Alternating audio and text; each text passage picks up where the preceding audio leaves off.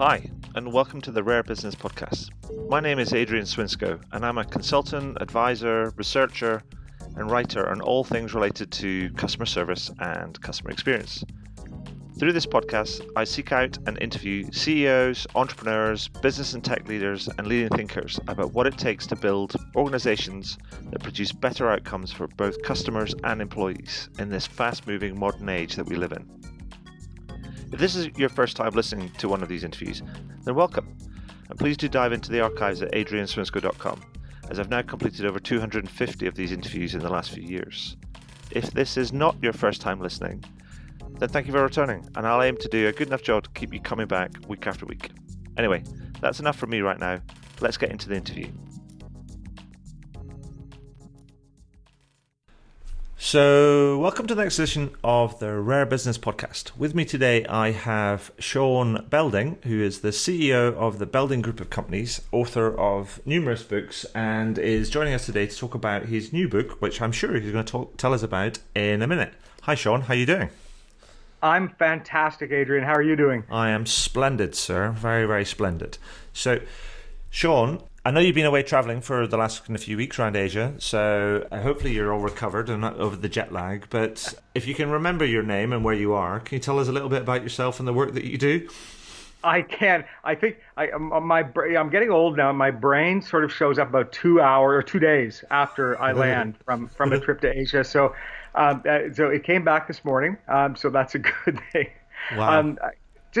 For me, I've been involved in customer experience and customer service for a little over 25 years. Mm-hmm. And my company, it has two divisions, one that provides consulting and audits on customer experience, and a training division that's focused on customer service training and leadership training. And so that's kind of the most recent 25 years. Before that, I owned a chain of toy stores at one point, and back when I had a real job, I worked in national and international advertising agencies here in North America. So, yeah, there it is in a nutshell. Perfect. Now, you've, as I said before, you've written a bunch of books, but your new book, which has just recently come out, is called The Journey to Wow. Well, and also the subtitle is The Path to Outstanding Customer Experience and Loyalty. So can you tell me about the book, how it came about, and so what is its main thesis? How it came about was I'd been, over the years, and I think anybody that, like you, who's been in this field for any length of time, Mm-hmm. You've seen customer service and customer experience morph, certainly technology and all the things that have started to impact how we as customers behave.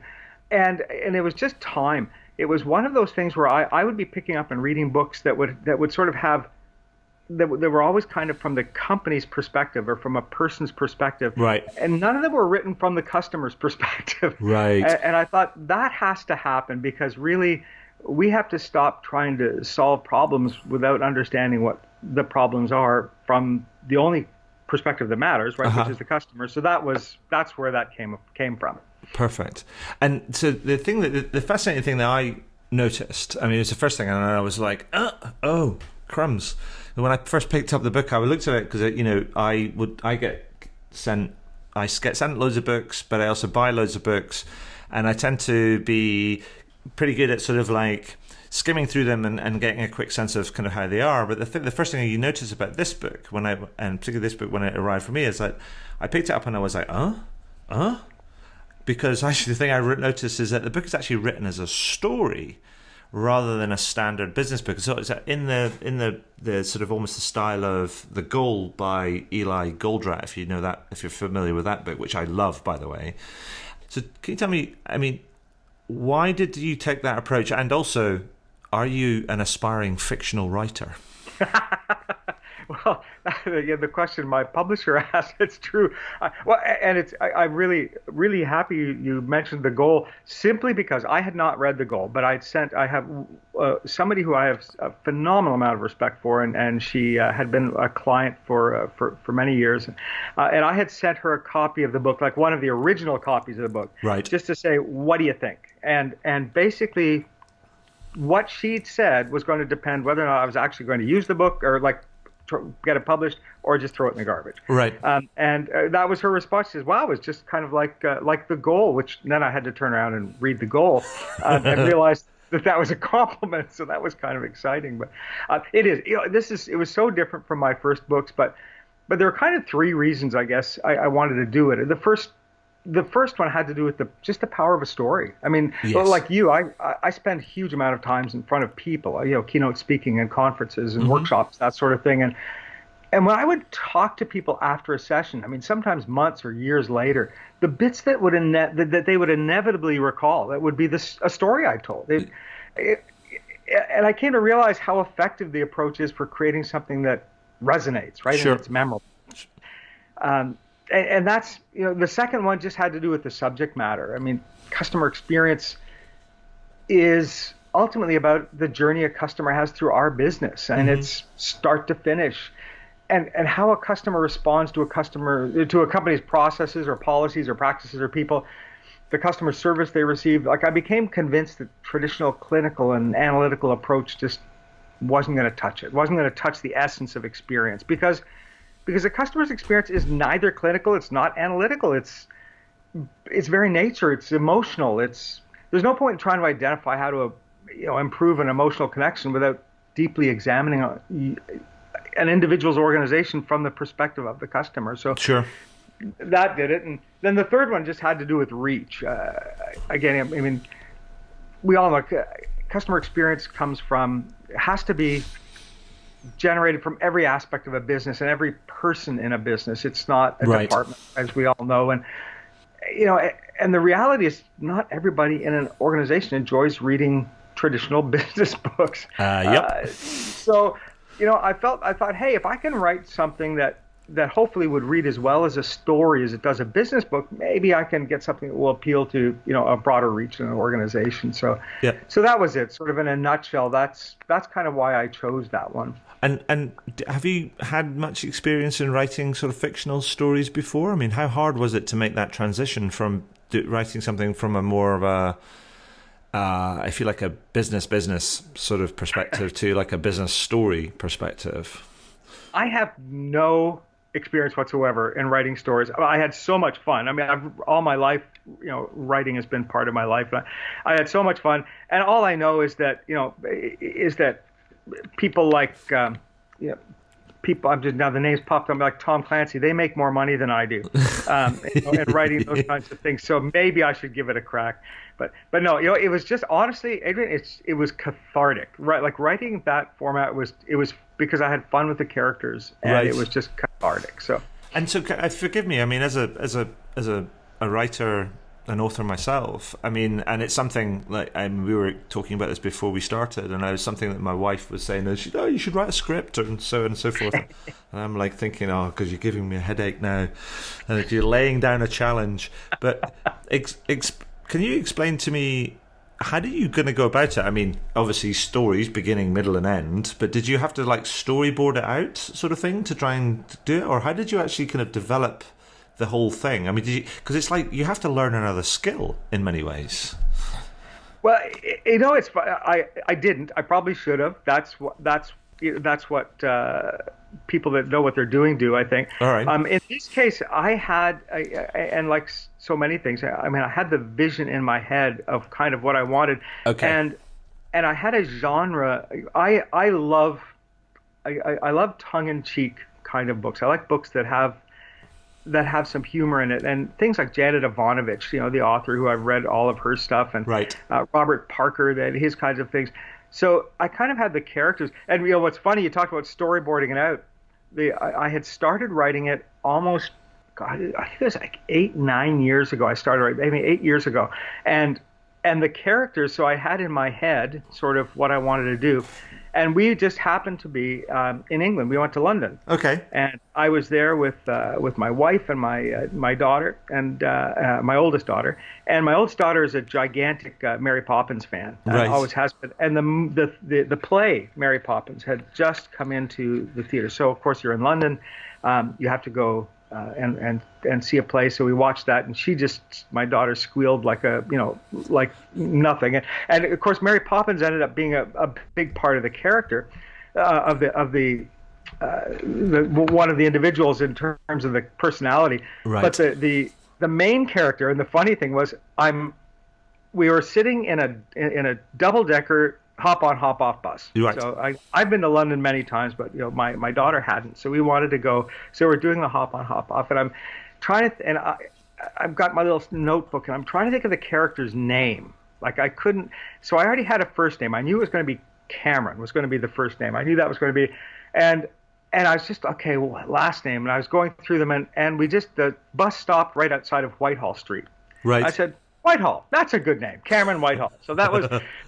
So anyway, to answer your question, no, it was an absolute throw spaghetti against the wall kind of approach, which is probably why it took 9 years. Well, I mean, I guess that's the storyboarding is probably just something that was kind of ruminating or sort of ruminating away in your subconscious for 8 to 9 years. So, absolutely. Now to talk about the process. So can you give us an overview of like the plot? Because I mean, I think that's the interesting thing about when you write it as a story, because it's kind of harder to dip in and dip out. So can you give us, if you like, in movie terms, a trailer for the story? Feel free to add in music. Yeah, I was thinking that. The story was.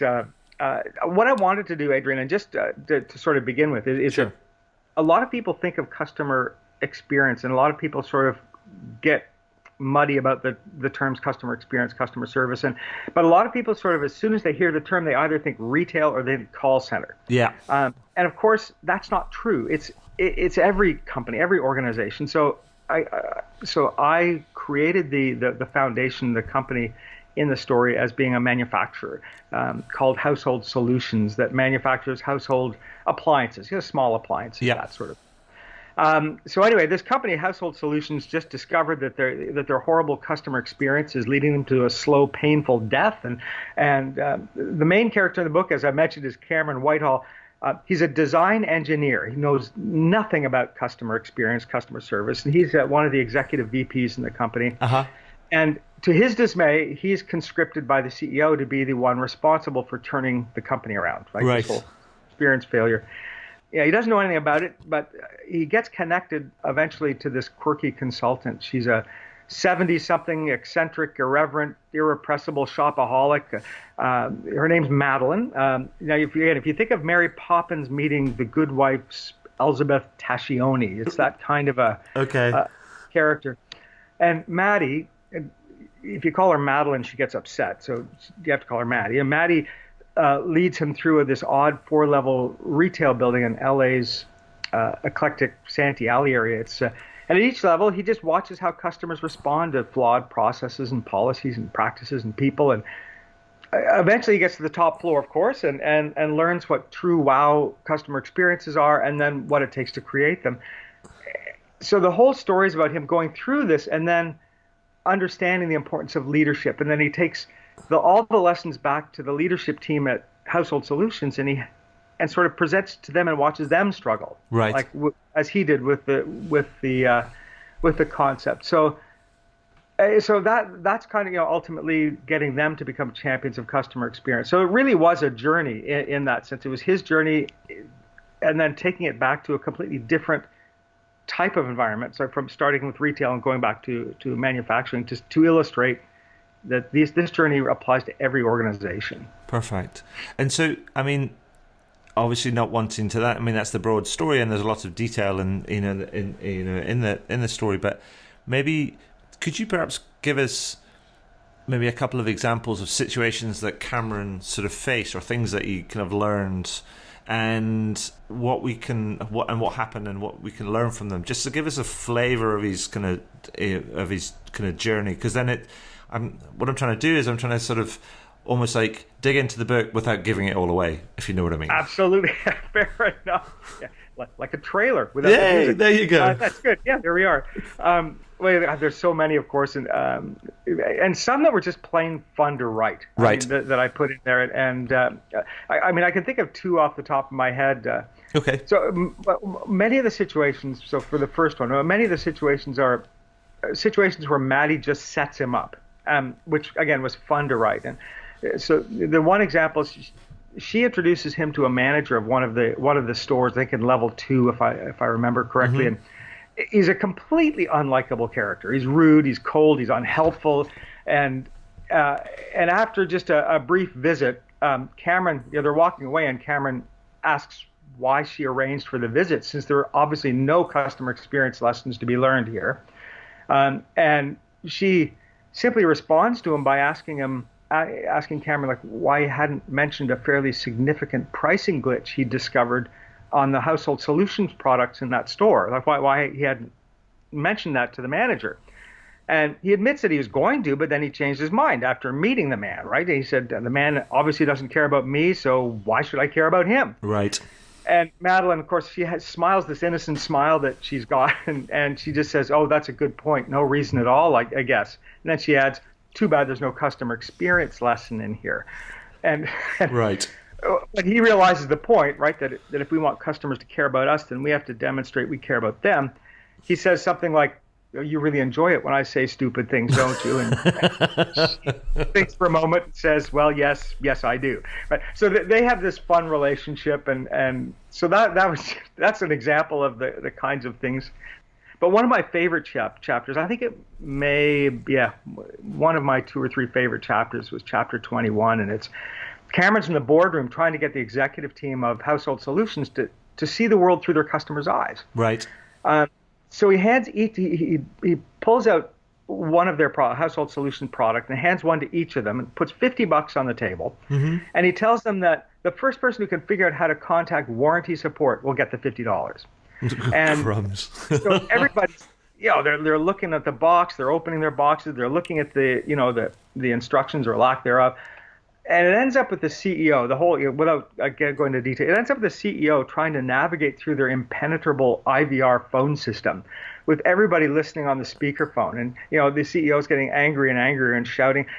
And what was fun about it is it was an experience that we've all had. We've all had these experiences at some point in our lives. And it just highlighted the kinds of little things that can totally destroy a customer's experience, and the companies can be completely blind to. So it was fun, and it was really cathartic to write, because I think almost all of us have had the experience where we're screaming into the telephone at a machine. Yes. So that's what it was. So I had so much fun writing that one. So I have no idea if it's fun to read, but I don't care. I just had so much fun writing. I think it's brilliant, because I think what it does is it also kind of humanizes the delivery of great experience on both sides. So it's almost about, because I think about the idea of, and something I've written about before, just reflecting on what is the difference between customer experience and the customer's experience. Yes. And technically speaking, you could say it's 4 letters and an apostrophe.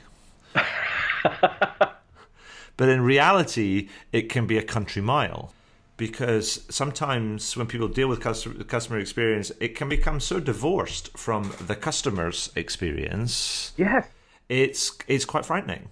And so when you actually start to, if you like, humanize things and go like, take people outside of their normal groove, as it were, and put them in the customer's shoes and let them feel and see and experience what it is like to be a customer. Sometimes they are astounded at their own, if you like, ignorance, stupidity, foolishness, blindedness, kind of whatever you want to call it. So that situation around the CEO trying to navigate this interminable maze that is their IVR is I wish more people would try and do that. Would almost like drink their own Kool-Aid. Yeah, the Kool-Aid they didn't even know they had. Well, exactly. Yeah. Just go, and how does it taste now? Yeah. So I think it's powerful stuff when you translate some of the, if you like, the theory into story form, because actually I think it makes it easier for people to see how things might really be in reality, rather than in principle or out from behind a big desk or from behind a plate glass window sort of thing as you're looking out into it. So it almost puts them in the world and in the world of their customers. So and yet it's hard to do. I mean, it's hard to do within your own company. It's hard to sort of step outside. Yeah, I mean, we get caught. I mean, we are sometimes we're like kind of hamsters, and we get caught up and kind of like just kind of getting busy, chasing around, trying to keep up, sort of thing. And it is really hard to make that sort of space. But it's incumbent on people to, I guess, to do that, because otherwise we end up sort of almost just losing touch. But I mean, is there? I mean, the other thing I was thinking about was that, I mean, because those are like common mistakes, right, that companies make. Yeah. I mean, what other sort of common mistakes the companies do you think can they make as they embark on this journey to create their great, outstanding, excellent kind of customer experience? The biggest one, I think, the most devastating mistake, and it's made by an awful lot of companies, and sadly, companies that tend to be very successful, and that is believing that they've made it. The ones that say we deliver great customer experience, and the truth is that the very moment you think you've achieved it is the moment you start that decline into mediocrity, because it's a journey. What was good enough yesterday is not good enough today. Yes. And what's good enough today won't be good enough tomorrow. And the complacency is the enemy, and it's everywhere. And I think that that's the one most common mistake. And I tell you, and it's so in North America, and I think in North America there's Sears, right? Sears was North America's Marks and Spencer, right? I mean, it's been around since the beginning of time. It was the hallmark. The loyalty to this organization. My parents would bleed for Sears. I mean, they bought everything from them. Right. And they got basically, I mean, there's all kinds of reasons that what happened, that Sears is no longer. But it really boiled down to the bond they had with their customers. They started taking it for granted. They started changing. Basically, they started listening to their accountants instead of to their customers. And they chipped away at their own loyalty, at their own customer experience, and they forgot what made them so successful in the first place. And if you look at other organizations that are in today's world, that are unsinkable, like Sears, can you imagine in the 1970s in the United States somebody saying, Sears is going to go out of business? Yeah, that would absolutely unthinkable. It would be like saying in today's world, Amazon's going to go out of business. Well, actually, kind of funny you should say that, because I don't know if you've seen this, but actually Jeff Bezos was quoted as saying the other day to I think it was a company meeting to a bunch of the Amazon employees, and he turned around and he said, "Amazon will fail," almost as a stark kind of warning, sort of like, but also kind of like as a thing which says is a warning, but also to snap people out of their sometimes their complacency, or to blow the cobwebs away from any sort of complacency that might be sitting in, because they're big, they're huge, they're dominant in a number of different areas. But it's almost like it's the shadow that holds over people. Said, people, let's not take this for granted, And he said, it will be. He said that Amazon will fail, and I just thought that's fascinating, and also quite long-sighted and prescient. It is, and it's good for him. But you can already see, like the chinks in their armor, starting because of their size. So Amazon, how long have they had the reputation always in the top 5 for customer experience for online companies, and yet. In today's world, and I've had this. I was talking with it almost became a support group, an Amazon support group, of people that have tried to call them. Yes, it's like I have a question that I can't answer on live chat and your self-help things. I would just want to talk to a human being, and the incredible frustration. And I'm thinking, okay, there's a chink that Mr. Bezos, I suspect, is not aware of. Yes. Because I don't think that's part of the vision. And yet there doesn't appear to be anybody that's either tasked with or care enough to fix that sort of thing. And that's how it starts. Yes. Right? That's one little thing. Oh, absolutely. I mean, I've got an outstanding sort of query that's kind of keeps rolling on with Amazon, and I think it might have dropped off the radar. So you just prompted me to go and email them again, because that's my only course of recourse, the only course of action I have. And I have to log in to email them, which is kind of kind of a bit weird. But anyway, that aside. But here's the final couple of things, Shaun. So if somebody's listening in to this chat that we're having or reading the highlights, and they're thinking, I'd like to start my own journey to WoW. Obviously, you're going to tell them to go buy the book, and that's absolutely fine, and you should do that. Or 2 or 3, maybe. Or 2 or 3. Or actually that would be nice. A whole case of them, that's fine. And that would be awesome. Give them out to their kind of people and have a book club thing. That'd be brilliant. Exactly. You know. And I have to say, by the way, the only reason it's called the journey to WoW is that somebody took the title "How to WoW." I wonder who that was. But if they wanted to start their own journey to WoW, I mean, in advance of buying the book and reading it and getting to the end and figuring it out themselves, I mean, where would you encourage them to start? I mean, what sort of things should they be doing first? That for me is the easy question, Adrian. Easy and hard. And it's exactly what we were talking about. It's the step that almost all companies miss, and I mean almost all. Mm-hmm. If you really want to start on it, you have to start by being one of your customers. You have to get out from behind your desk and understand what life is like as one of your own customers. Surveys, reports, spreadsheets, they're just not good enough. They're unhelpful in terms of understanding. Customer focus groups are better, but they're still not good enough.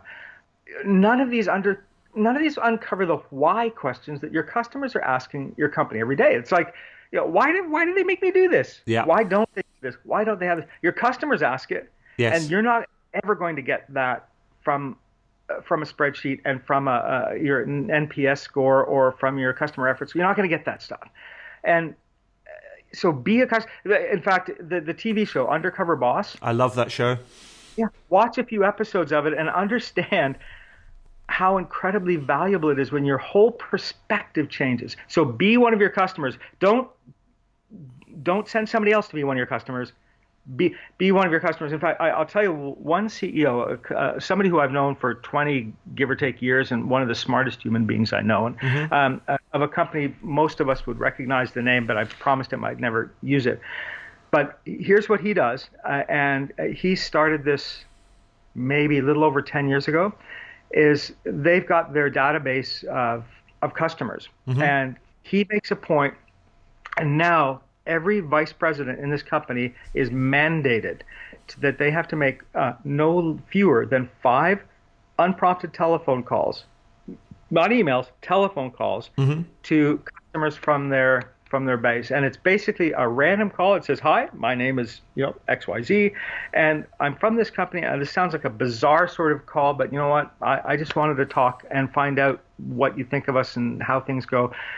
And so he's been doing this for a little over 10 years. Right. And just random calls. And he said it keeps him so grounded. So now he takes a full week out of his life. So you imagine a CEO disappearing for a week, working in a call center in the escalations department. They don't cherry pick the calls that they send to him. They don't treat him like the CEO. I mean, he goes down and just talks to the people that are angry and frustrated and need help. And he said he learns more in that 1 week than he learns in an entire year about his company. So that'd be my advice. Is just be one of your customers. He is kind of my new nameless hero. Me too. Yeah, because I love stories like that. I mean, I remember a story that I wrote about, and I don't know if you've heard of this guy. There's the guy called Sheldon Yellen, who is the CEO of Belfer. And I think they're global, but they're largely in the US, and they do sort of disaster recovery type of stuff. Like a fire goes through something or a hurricane or whatever, they go in and rebuild communities. They have about 7,500 or 8,000 employees, and every year he writes every employee a handwritten birthday card. Wow. Do the maths. If you average it out as equal numbers across every day, you just do the maths. Wow. That's crazy. That is crazy. I mean, it's 20 a day. Yeah. It's but the impact would be huge. And I wrote, because so here's the thing, I heard about that, I wrote about that, and guess what? He wrote me a handwritten card. That's fantastic. Absolutely. And on his 60th birthday, guess what happened? He got about 8,000 birthday cards. Handwritten, I'll bet. That's fantastic. And it's like he's been doing it for like 20, 25 years. He started kind of small and he's done it throughout his career, and then he just kind of scaled it up. And I tell that story to people and they are incredulous. And like, how does he do that? Does he kind of have it printed out? He just signs them? Does he have an auto signer and so on and so forth? I was like, no. I says he even addresses the envelopes. Oh, wow. That is amazing. But think about the employee loyalty. Oh. Like the connection the employees will have to the business. Exactly. And so I tell people that story and they look at it and just go, oh my word. I'm like, we've got like 150 people in our team and I'd struggle to do that. I'm like, he's got like 7,500 and he's like smashing it out. And I'm just like going, it just puts so many people to shame in terms of the amount of commitment that they're willing to show and display on behalf of their people and or their customers. And it's, I think for me, you're right, to be your own customer, go out and actually do the work sort of thing. But there, I was, as you were talking, I was thinking that there's a couple of words that occurred to me about that sort of the behavior and about companies and the people, the people that drive those companies, is that first of all, I think the word that occurred to me is that they're restless. They're always wanting to be kind of better and to do more. And the other thing is that they're relentless. Yes. In that they're just, it was whatever they face, they'll just keep plowing on and plowing on and plowing on and plowing on. And I think that's the difference. Because like you talked about this idea about complacency, if you're restless and you're relentless, then that complacency is not likely to show up anytime soon.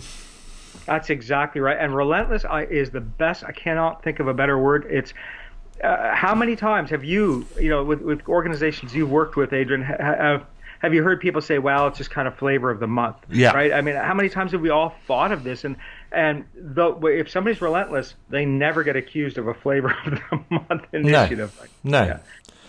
So, Shaun, is there anything else that you'd like to add that we've missed out about the book or whatever, or just kind of give us a final kind of roundup and do a flagrant pitch?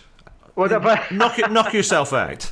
Well, you know what? I won't necessarily do the pitch, but I will say that customer experience has been on the big radar now for a fair number of years, and I hope it doesn't die. I hope it doesn't become a flavor of the month that dies. And one of the things I think that's happened is that we've got so focused on measuring things. Sure. We're so focused on metrics, and because we like metrics as business owners, business managers, leaders, because you can rub your face in them and you can use them to measure.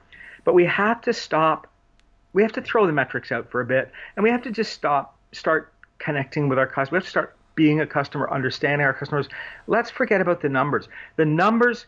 I mean, there's a giant thing right now called survey fatigue, where consumers are just stop asking me what I think and just do something. Like people are getting genuinely angry about surveys.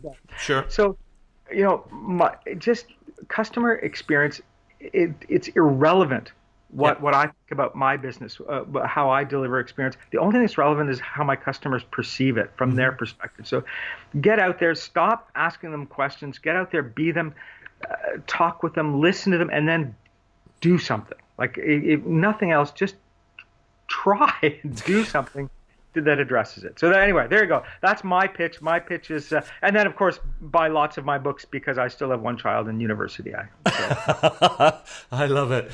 Shaun, first of all, congratulations on the book. Thank you for your time today and sharing your time and experience and telling us a little bit about the book. And that's been great. So thank you so much. Thank you, Adrian. This is fantastic. Well, that's it for another interview. I really hope you enjoyed it. Now, every time I complete one of these interviews, I learn something new, and I try and incorporate that new learning into my writing, my speaking, my workshops, and the consulting that I do for my clients. If you're interested, you can find out more about how I work with clients over at adrianswinsko.com. But one final thing before I go, please consider heading over to iTunes or whichever podcast platform you choose to use, and do leave a review. Every little helps, as they say. Anyway, that's all for now. Thank you for listening, and do listen in again. All the very best.